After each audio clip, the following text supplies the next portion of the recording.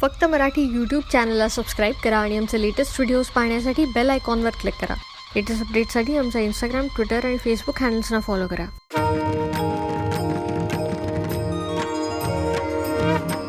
साई राम म्हणा, साई श्याम म्हणा, साईनाथ म्हणा, योगी राज म्हणा, श्रद्धेने म्हणा, निष्ठेने म्हणा, साई लीला दिसे पावलो पावली. साई माझी माऊली, साई माझी सावली, साई माझी माऊली, साई माझी सावली. समर्पुनी साई पायी माझे मी पण गळूनी जाई. तेला वाचुनी दीप उजळले, कडी वाचुनी मंचक झुलले.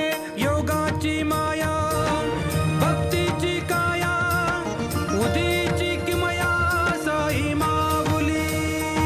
साई माझी माऊली, साई माझी साई बाबा.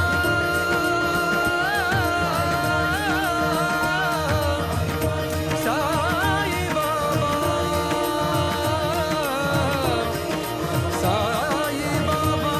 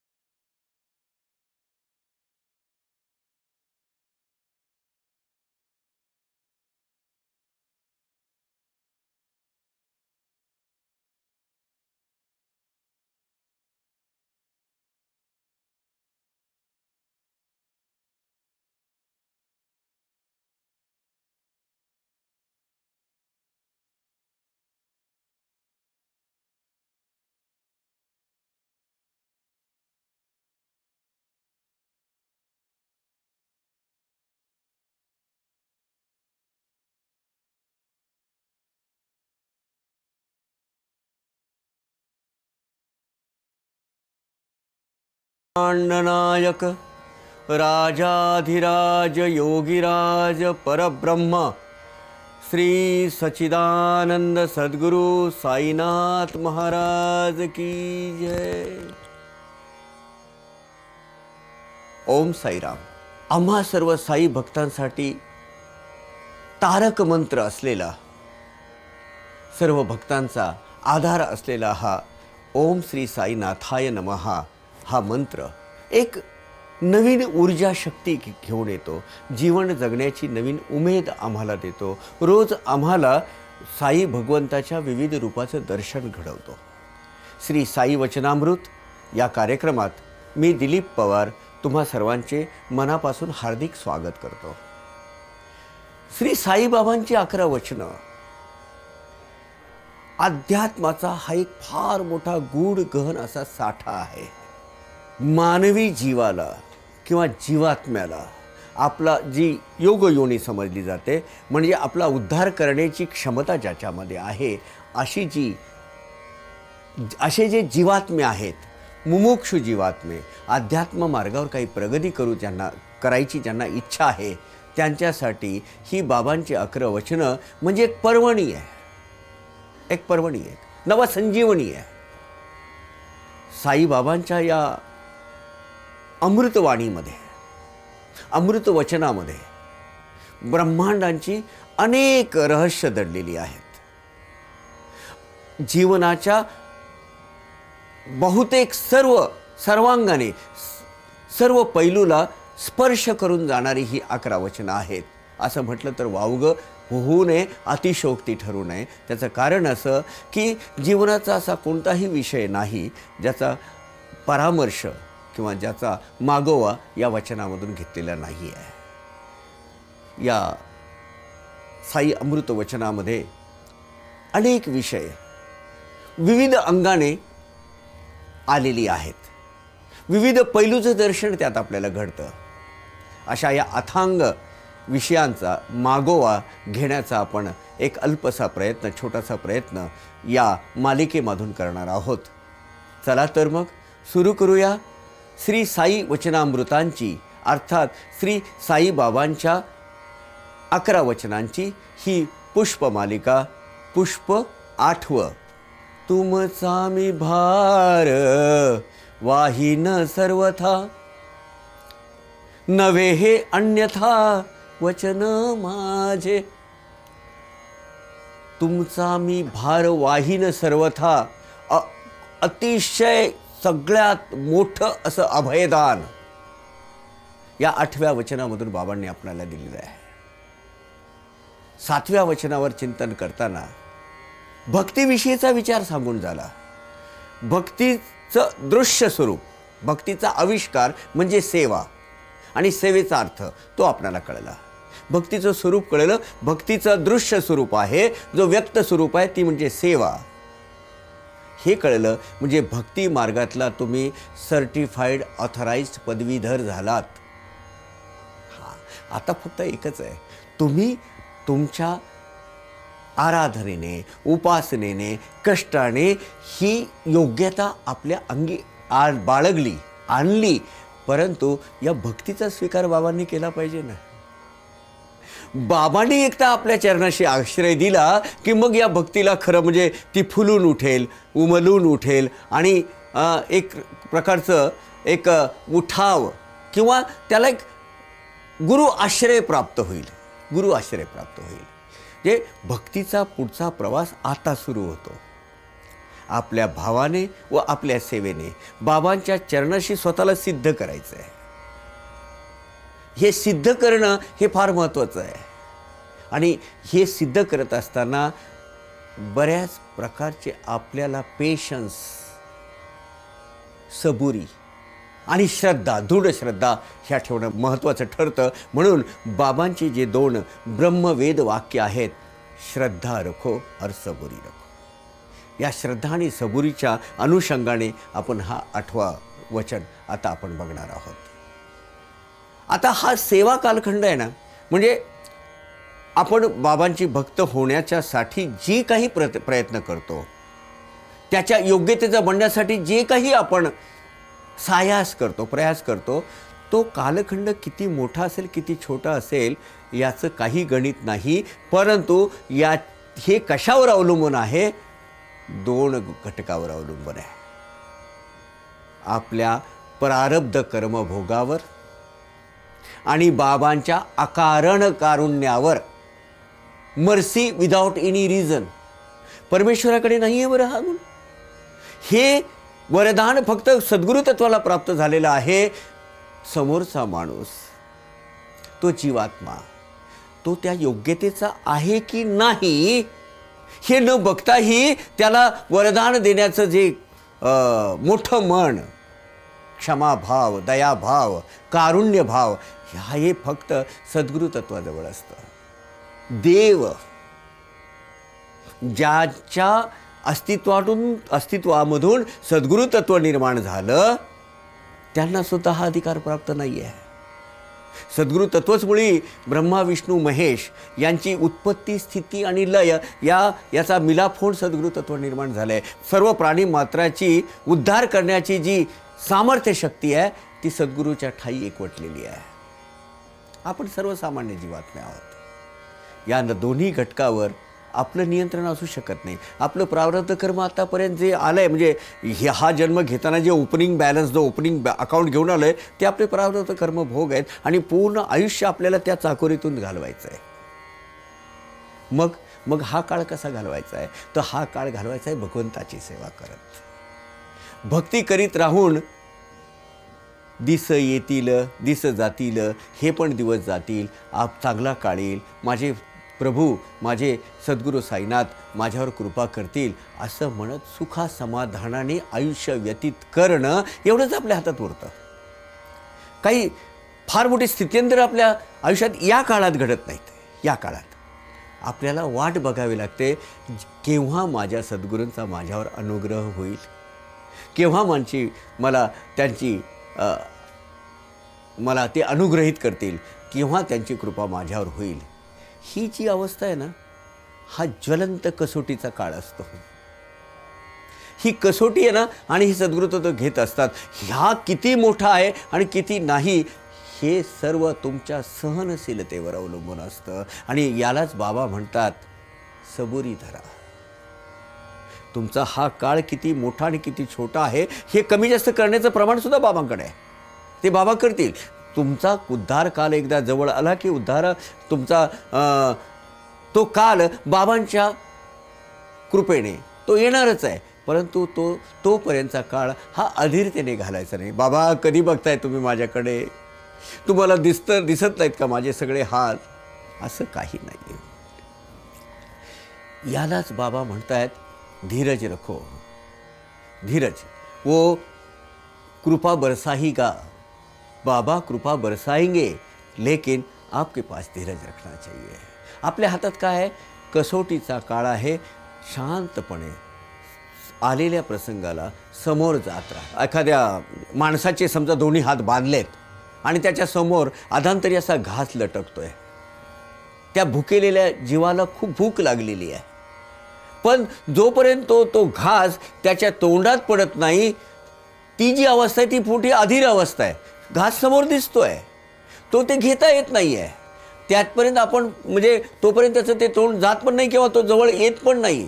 तो आपण एक खेळ खेळतो ना, तो जिलेबी असा उडी मारून खायचा, हात बांधलेले असतात, तशाच प्रकारची जी अधीर अवस्था आहे, ही अवस्था म्हणजेच भक्तीची कसोटी आहे.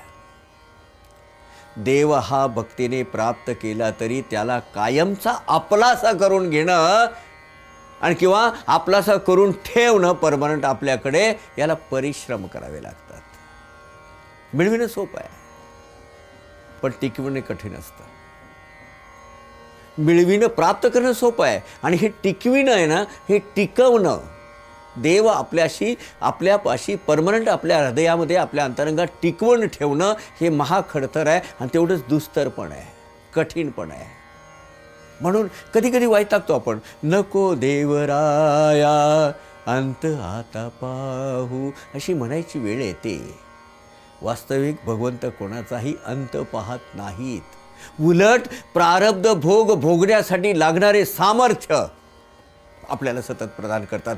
प्रसंगी भगवंत आपले भोगसुद्धा वाटून घेतात. फार अशी उदाहरणं आहेत साई सच्चरितामध्ये आणि साई दरबारच्या इतिहासामध्ये की जिथे बाबांनी आपल्या भक्तांचे भोग वाटून घेतलेत. एक फार सुंदर उदाहरण आहे. बाबाच्या दरबारामध्ये ज्येष्ठ अतिशय सात्विक सच्छील वृत्तीचे भक्त होते डॉक्टर पिल्ले. होमिओपॅथिक डॉक्टर होते स्वतः. तिथेच ते राहत होते शिर्डीमध्ये बाबांच्या सेवेत.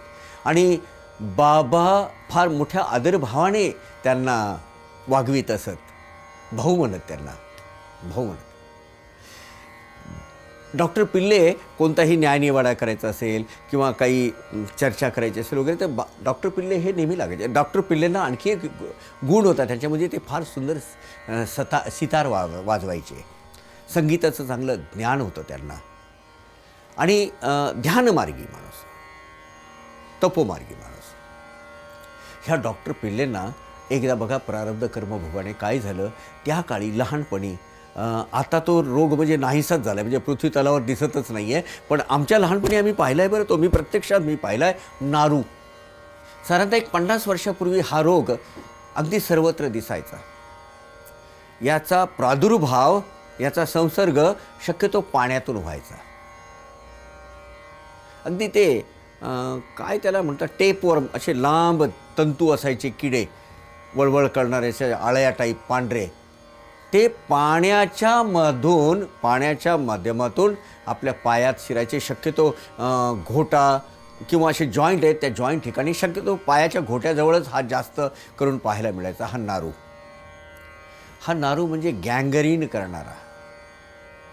आतमध्ये ते किडे वळवळ करायचे आणि ते आतमध्ये असा पस तयार करायचे, पू व्हायचा, भयानक अशी दुर्गंधी सुटायची.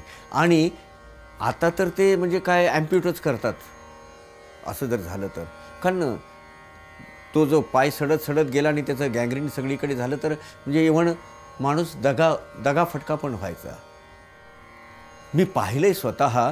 ती आपली माचीस असते ना काडी, हळूच त्याचा कुठेतरी तो बाहेर आला ना तर तो अशा काडीला गुंडाळत बाहेर आणायचा आणि तो जो किडा आहे तो त्या जखमेच्या आतमध्ये शिरायचा प्रयत्न करायचा आणि त्यावेळेस प्राय अशा यातना द्यायचा. तो भयानक रोग तो. म्हणजे तेवढाच किळसवाणा, तेवढाच गलिच्छ आणि तेवढाच त्रासदायक, पीडादायक असा हा भयानक यातना देणारा रोग डॉक्टर पिल्लेंना झाला.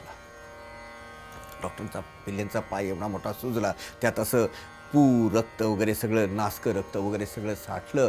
आणि जेव्हा ते किडे आतमध्ये चरायचे, वळवळ करायचे, त्यांना अगदी ठणाना बोंब मारायचे पिल्ले. कारण ते यातनाच तेवढ्या व्हायच्या. एकदा खूप यातना व्हायला लागल्या आणि डॉक्टर पिल्लेंनी बाबांना आर्त प्रार्थना केली. ते आपल्या रूमवर बसलेले होते. बाबा सोडवा मला, आता नाही सहन माझ्याच्याने होत.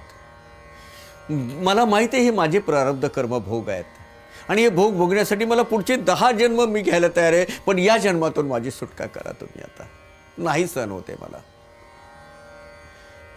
बाबांना निरोप दिला पिल्लेंनी द्वारकामाईमध्ये. बाबांनी सांगितलं भाऊला घेऊन या, पाटकोळी मारून घेऊन या इथे. तर पिल्लेंना द्वारकामाईमध्ये आणलं गेलं आणि साई सच्चरितामध्ये अतिशय सुंदर ओवी आहे त्याची. बाबा म्हणतात पिल्लेंना, किमर्थ 10 जन्माचा पांगू, अवघ्या 10 दिवसाचा भोगू. किमर्थ 10 जन्माचा पांगू, अवघ्या 10 दिवसाचा भोगू विभागून परस्पर. हां, हे माऊली तत्व आहे. तू आणि मी, भाऊ तू आणि मी, आपण परस्पर विभागून भोगू. 10 दिवसाचे भोग आहेत, कशाला 10 जन्माचा विचार करतोयस? नको मागूस 10 जन्म. मग याचा अर्थ काय आहे? याचा अर्थ बाबांनी आपलं आध्यात्मिक सामर्थ्य खर्ची घालून आपल्या भक्तांची आपत्ती दूर करण्याची जी सामर्थ्य आहे, जी शक्ती आहे बाबांची, ती आपल्या भक्तासाठी वापरतात. तुमचा मी भार वाहीन सर्वथा, नव्हे हे अन्यथा वचन माझे कुठे असा. आता डॉक्टर पिल्ले तर मनुष्य जन्मात आहेत, बाबांच्या सहवासात आहेत, बाबांचे भक्त आहेत, त्यांच्या सान्निध्यात तिथे आहेत. बाबा म्हणाले, कशाला 10 जन्म मागतोस? 10 दिवसाचा भोग बाकी आहे फक्त, आणि 10 दिवसाचा भोग मिटून जाईल. आता एक काम कर, आता पाय थोडेसे लांब करून बस. स्वतः बाबांनी आपला तकिया दिला त्यांना आणि त्या जो तो मस्जिद माईमध्ये द्वारकामाईमध्ये जो खांब आहे ना, खांबाला म्हणे टिकून बस आणि थोडंसं पाय दूर कर, बस तू. हे 8वं वचन आहे ना, हे 8वं वचन मला मनातून व्यक्तीच्या खूप भावतं आणि माझं भाव येथे जडलेलं आहे. कारण बाबांचं हे ब्रीद वाक्य आहे, हे ध्येय आहे. एकदा बाबांचे झालात, एकदा बाबांच्या चरणाशी आपल्या निष्ठात तुम्ही वाहिल्यात की मग पुढची सर्व काळजी हा साईनाथ भगवंत घेतो. आणि काय सांगतो, तुमचा मी भार वाहीन सर्वथा. बाबा नेहमी म्हणत, हे बघ मी कानाला डसणारा गुरु नाही. म्हणजे काय, म्हणजे मी कानमंत्र देणारा गुरु नाही आहे. मी तुमच्या कानात आपलं एक शब्दांचा समूह सिद्ध केलेला सांगेल आणि तो मंत्र म्हणा आणि मग गुरुमंत्र दिला आणि बाई मी गुरु केला वगैरे, असा प्रकार नाही होणार माझ्याच्याने. कारण बाबा स्वतः म्हणायचे, गुरु होणं एवढं सोपं आहे का? गुरु होणं एवढं सोपं नाही. एकदा का त्या जीवात्म्याचं शिष्यत्व, म्हणजे त्या जीवात्म्याचं जे शिष्यत्वपण आहे ते जर मी स्वीकारलं तर त्या जीवात्म्याला त्याच्या वैकुंठ पदापर्यंत घेऊन जाण्याची जबाबदारी सद्गुरूला स्वीकारावी लागते. त्याच्या परमार्थ मार्गाचा वाटाड्या होऊन त्याची आध्यात्मिक प्रगती घडवून आणावी लागते आणि त्याचा उद्धार करावा लागतं. गुरु होणं एवढं सोपं आहे का? लोखंडाचे चणे खावे लागतात गुरु व्हायला. या वचनामध्ये मला सगळ्यात जास्त जवळचा शब्द वाटतो तो सर्वथा, सर्वार्थाने, सदा सर्वदा. केवळ एका जन्मासाठी नाही, अनंत जन्मासाठी, जन्म मरणाच्या अंतिम फेरीपर्यंत, म्हणजे मुक्ती देऊपर्यंत मी तुमच्याबरोबर आहे. एवढं मोठं अभयदान बाबांनी आपल्याला म्हणजे दिलेलं आहे.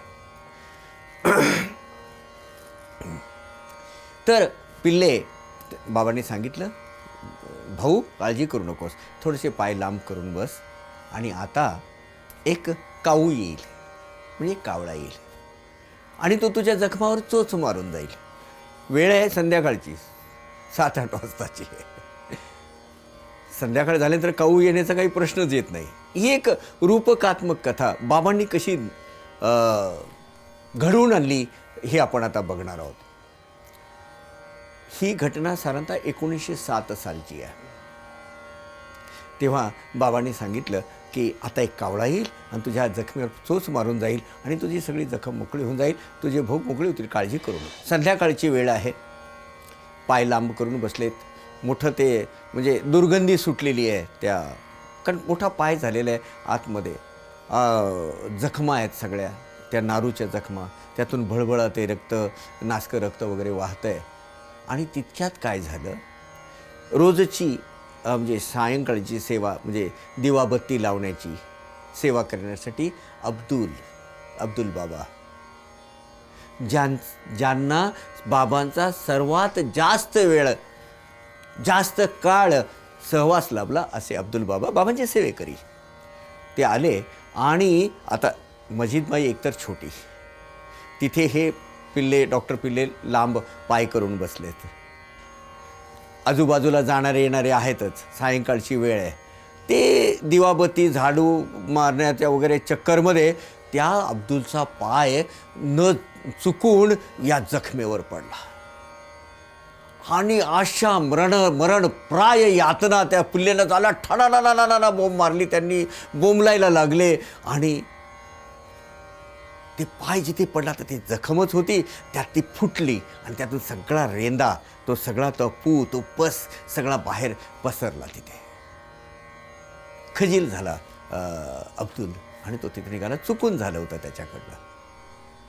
आणि इकडे अक्षरशः म्हणजे आर्त किंचाळून इकडे पिल्ले रडतायत.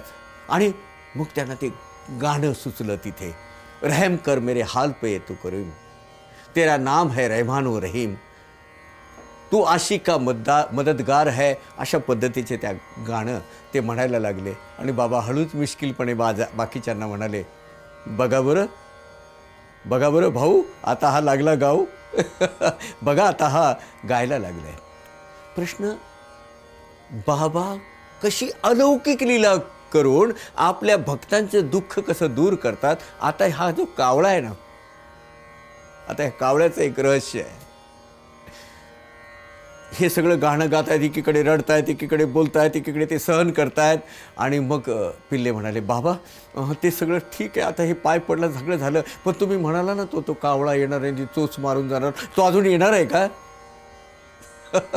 बाबा स्मितपणे हसून म्हणाले, अरे तोच तर आता येऊन गेला, त्यानेच तर पाय दिला तुझ्या जखमेवर, तोच तर होता कावळा. ही घटना लक्षात घ्या साई भक्तांनो, ही घटना 1907 साली झालेली आहे. याचा रेफरन्स कुठे सांगतो. अब्दुल बाबा हे 1889 साली बाबांकडे पहिल्यांदा आले. ती एक मोठी घटना आहे, फार मोठा एक त्याचा एक चमत्कार आहे. बाबा अगोदर हे अब्दुल बाबा अमीर बाबांच्या चरणी त्यांचे शागिर्द होते. बाबांनी त्यांना स्वप्न दृष्टांत देऊन त्यांना आपल्या चरणाशी बोलून घेतलं. जेव्हा शोधत शोधत शोधत अब्दुल बाबा बाबांकडे आले, जे तिकडे होते ते खानदेशामध्ये, तिथून ते मनमाडहून कोपरगाव शिर्डी शोधत शोधत आले. दुपारची 4ची वेळ होती. सगळी माणसं द्वारकामाईच्या पायरीवर बसलेली होती. दूरून तो मुलगा येत होता, पोर सौदा. आणि बाबा म्हणाले, माझा कावळा आला बघ. 1889 साली कावळ्याची उपमा त्या अब्दुलला बाबांनी दिली, कारण बाबांना माहीत होतं 1907 साली डॉक्टर पिल्लेंना नारू होणार आहे, त्या नारूवर हा पाय देणार आहे अब्दुल, आणि मी याला कावळ्याची उपमा देणार आहे. एवढ्या सूक्ष्म पातळीवर आपलं सद्गुरू तत्व आपल्या जीवनाचं नियोजन करतं. आपल्याला कशाला काळजी पाहिजे हो, फक्त सद्गुरूचं होऊन राहायचं आहे.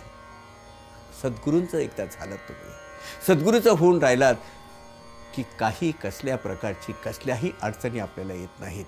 कालांतराने तो पाय नीट झाला, त्यातून ते सगळे किडे जे आहेत लांब लांब असे अगदी चांगले 1-1 मीटर व्हायचे बरं ते कपडे, 1.5 2-2 फूट मी स्वतः पाहिले आहेत. 1-1 फुटाच्या वरचे किडे मी पाहिलेत, पांढरे असे पातळ धाग्यासारखे. ते मग ओढून बाहेर काढले. 7 किडे निघाले नारूचे, 7.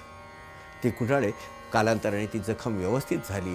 आपल्या भौतिक विपदा, भौतिक आपदा, आपल्या शारीरिक चे कष्ट बाबा स्वतः परस्पर विभागून घेतात. तुमचा मी भार वाहीन सर्वथा, नव्हे हे अन्यथा वचन माझे. खरंच हे वृथा नाही आहे, तुम्ही याला अन्यथा समजू नका. मी तुमची सर्व काळात सर्व स्थितीत काळजी घेईन. एवढंच नाही तर ज्या ठिकाणी तुम्ही थकाल तुमचे भोग मी पण भोगेन. हे माझं तुम्हाला अभय वचन आहे. तुमचा मी भार वाहीन सर्वथा.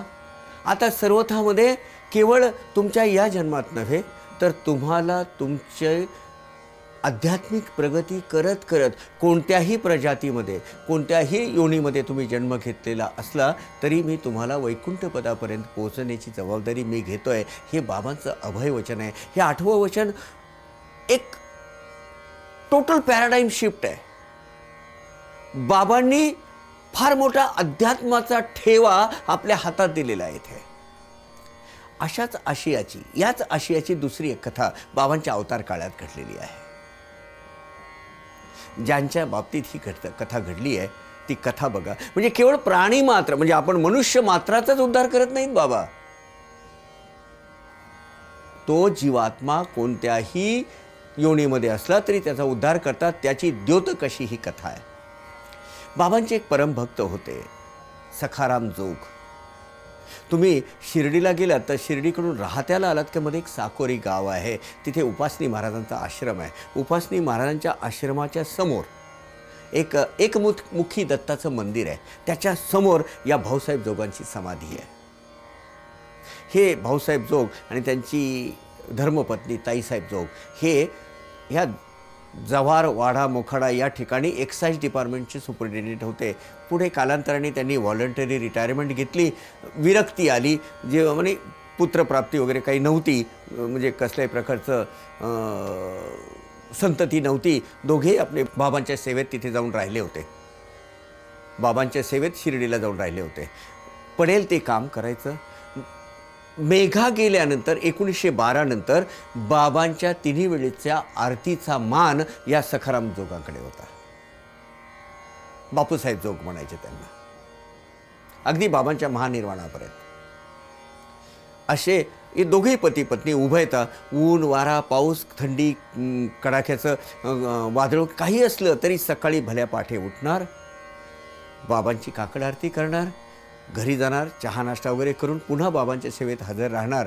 दिनभर दिनक्रम त्यांचा असाच असायचा दिवसभराचा, की पडेल ते बाबांचं काम करायचं. आता कसं असायचं की बाबा आपल्याला काही काम देत आहेत यातच फार मोठं भाग्य आपते तिथले त्यांच्या सहवासात असलेले भक्तगण समजायचे. वाट बघत पाहिजे की बाबा आपल्याला काही काम सांगतायत का.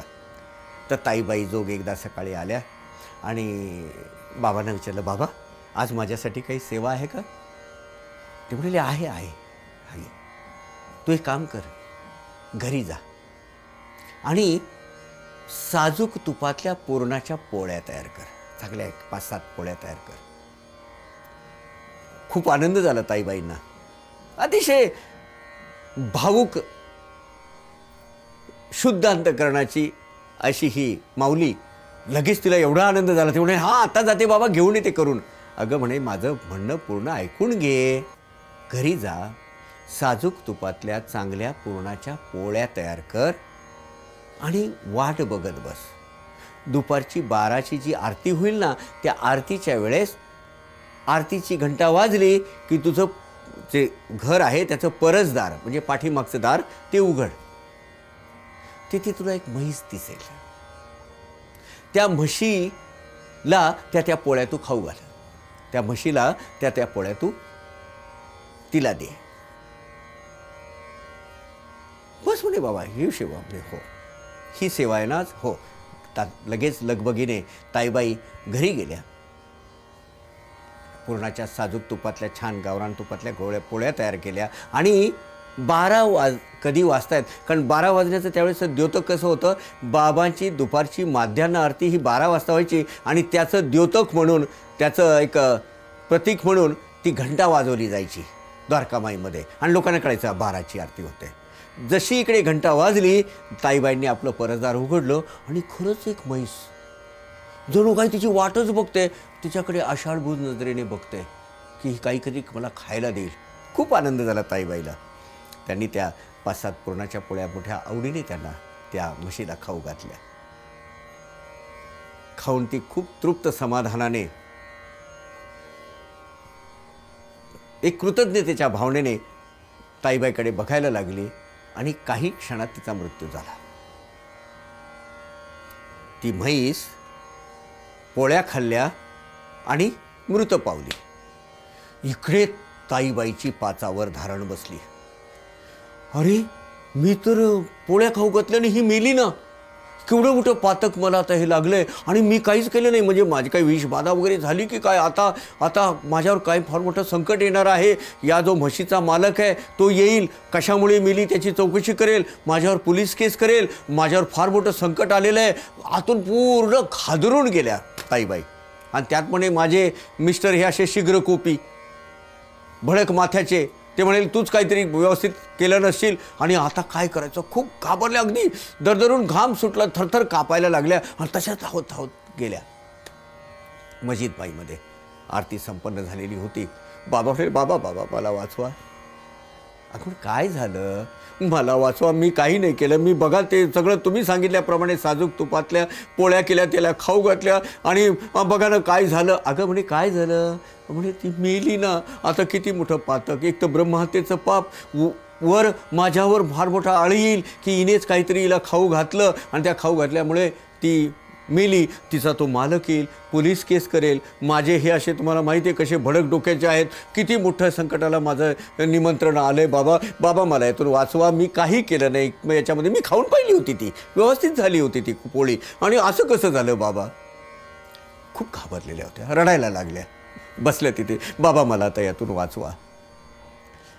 बाबांनी शांतपणे मंदपणे असं हसत सांगितलं, सोन बेटा तुझे कुछ नाही होगा, तुला काही होणार नाही.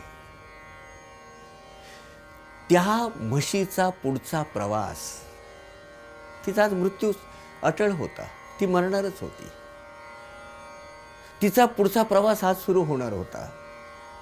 परंतु तिची एका जन्मामध्ये पोळ्या खायची इच्छा राहून गेली होती आणि तिच्या पुढच्या आध्यात्मिक प्रगतीच्या आडमध्ये ती इच्छा आडवी येत होती. काही नाही केलंस तू, तुझ्यावर काही आळे येणार नाही. तुझ्या मार्फत मी तिची ही इच्छा जी आहे ती पूर्ण केलेली आहे. मी आहे ना, तू काळजी करू नकोस. तिचा मृत्यू आज होणारच होता. तिची फार चांगल्या योनीमध्ये तिचा जन्म होणार होता आणि चांगला पुण्यात्मा आणि जीवात्मा होती ती. परंतु झालं काय, भोग योनीमुळे तिला हे जीवन प्राप्त झालं होतं आणि त्यामुळे तिला पुढचा चांगला प्रवास तिचा सुखकर व्हावा म्हणून तुझ्या मार्फत तिची मी ही इच्छा पूर्ण करून घेतली आहे. जा बेटा, तुला काही नाही होणार. आता सूक्ष्म पातळीवर या लीला जी आहे त्याचा विचार करा. पुढच्या प्रवासामध्ये अडथळा ठरत असलेली ती इच्छा बाबांनी कशा पद्धतीने करून घेतली. आता ही करून घेत असताना एक प्रश्न निर्माण होतो, म्हशीला काही टेस्ट असते का हो? म्हणजे तिची अशी कशी इच्छा होऊ शकते की मी म्हणजे पुरणपोळे खायची इच्छा म्हशीला होऊ शकते? तिचं तर आपलं म्हणजे भोग योनी आहे.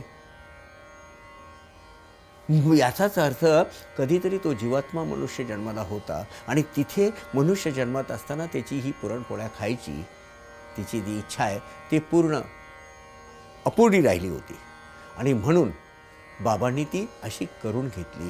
तुमचा मी भार वाहीन सर्वथा, कुठे कोणत्या योनीत कुठे असा मी तुमची इच्छा पूर्ण करील, तुमची अध्यात्मामध्ये प्रगती घडवून आणील, चालवीशी हाती धरून या, तुम्हाला वैकुंठपदापर्यंत पोचवून देण्याची जबाबदारी मी घेईन. फक्त एकच आहे, संपूर्ण शारण्य शरणागती ही महत्त्वाची आहे.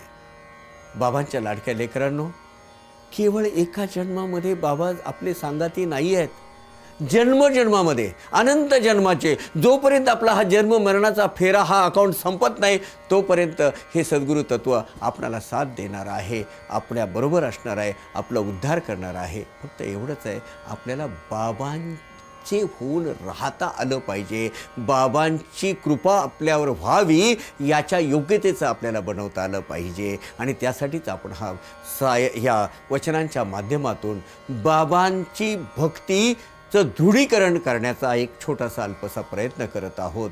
बाबांचे होऊन राहण्याच्या योग्यतेचे आपण आपल्याला बनवत आहोत आणि तशी तयारी करत आहोत. आपण सर्व साईबाबांना प्रार्थना करूया. देवा, दत्त जयंती फार जवळ येत आहे. आपण दत्तप्रभूचे अवतार आहात.